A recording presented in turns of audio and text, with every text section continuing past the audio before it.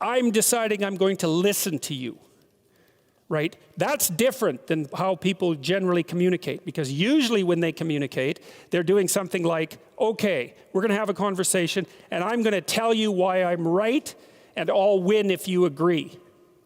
Or maybe you're having a conversation where, I don't know what you're trying to do. Maybe you're trying to impress the person you're talking to. So you're not listening to them at all. You're just thinking about what you're going to say next. Okay, so that's not this. This is, you might have something to tell me. And so I'm going to listen on the off chance that you'll tell me something that would really be useful for me to know. And so if you agree with me and I find that out, I know nothing more than I knew before. I just know what I knew before. And maybe I'm happy about that because, it didn't get challenged. But I'm no smarter than I was before. But maybe you're different than me. And so while I'm listening to you, you'll tell me something I don't like. Maybe it's something I find contemptible or difficult, whatever. Maybe you'll tell me something I don't know, and then I won't be quite as stupid. And then maybe I won't run painfully into quite as many things. And that's a really useful thing to know, especially if you live with someone and you're trying to make long-term peace with them, is they're not the same as you. And their way they look at the world and the facts that they pull out of the world aren't the same as your facts. And even though you're going to be overwhelmed with the proclivity to demonstrate that you're right, it is the case that two brains are better than one. And so maybe 9 of the 10 things they tell you are dispensable, or maybe even 49 out of 50, but one thing, all you need to get out of the damn conversation is one thing you don't know. And one of the things that's very cool about a good psychotherapeutic session is that the whole conversation is like that. All you're doing is trying to express the truth of the situation as clearly as possible. That's it. And so, now, Roger's proposition, and I'll tell you why he derived it, was that if you have a conversation like that with someone, it will make both of you better. It'll make both of you psychologically healthier. So there's an implicit presupposition that the exchange of truth is curative. Well, that's a very cool idea. I mean, it's a very deep idea. It's the idea upon which Western civilization, although not only Western civilization, is actually predicated. The idea that truth produces health. But for Rogers, that was the entire purpose of the Psychotherapeutic Alliance. You come to see me because you want to be better. You don't even know what that means necessarily, neither do I. We're going to figure that out together. But you come and you say, look, things are not acceptable to me, and maybe there's something I could do about that. So that's the minimal precondition to engage in therapy. Something's wrong, you're willing to talk about it truthfully, and you want it to be better. Without that, the therapeutic relationship does not get off the ground. And so then you might ask, well, what relationships are therapeutic? And the answer to that would be, if you have a real relationship, it's therapeutic. If it isn't, what you have is not a relationship. God only knows what you have. You're a slave, they're a tyrant. You're both butting heads with one another. It's a primate dominance hierarchy dispute. Oh, I don't know, you're like 2 cats in a barrel or 2 people with their hands around each other's throats. But what you have is not a relationship. One of the things I try to do in my therapeutic sessions is, first of all, to listen, to really listen. And then, while I listen, I watch. And while I'm listening, things will happen in my head. Maybe I'll get a little image of something, or I'll get a thought or a question will emerge, and then I'll just tell the person what that is. But it's sort of directionless, It's not like I have a goal, except that we're trying to make things better. I'm on the side of the part of the person that wants things to be better, not worse.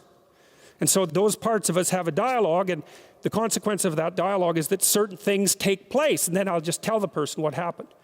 And it isn't that I'm right. That's not the point. The point is that they get to have an hour where someone actually tells them what they think. Here's the impact you're having on me. This is making me angry. This is making me happy. This is really interesting. This reminds me of something that you said an hour ago that I don't quite understand. And the whole point is not for either person to make the proposition or convince the other that their position is correct, but merely to have an exchange of experience about how things are set up. And it's extraordinarily useful for people because it's often difficult for anyone to find anyone to talk to that will actually listen. And so another thing that's really strange about this listening is that if you listen to people, they will tell you the weirdest bloody things so fast you just cannot believe it. So if you're having a conversation with someone and it's dull, it's because you're not listening to them properly, because they're weird. They're like wombats or albatrosses or rhinoceroses or something. Like, they're strange creatures. And so if you were actually communicating with them and they were telling you how weird they really are, it would be anything but boring. And you can ask questions. That's a really good way of listening. But one of Roger's points is, well, you have to be oriented properly in order to listen. And the orientation has to be, look, what I want out of this conversation is that the place we both end up is better than the place we left. That's it. That's what I'm after. And if you're not after that, you got to think, why the hell wouldn't you be after that? What could you possibly be after that would be better than that? You walk away smarter and more well-equipped for the world than you were before you had the conversation, and so does the other person.